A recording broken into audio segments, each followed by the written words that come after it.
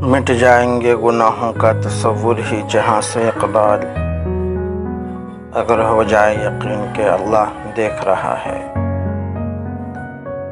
दिल पाक नहीं तो पाक हो नहीं सकता इंसान, वरना इब्लीस को भी आते थे वज़ू के फ़राइज़ बहुत। सर झुकाने से नमाज़ें अदा नहीं होती, दिल झुकाना पड़ता है इबादत के लिए। इक़बाल ने तोड़ दी तस्बीह इसलिए क्या गिन के नाम लूं उस खुदा का जो बेहिसाब देता है।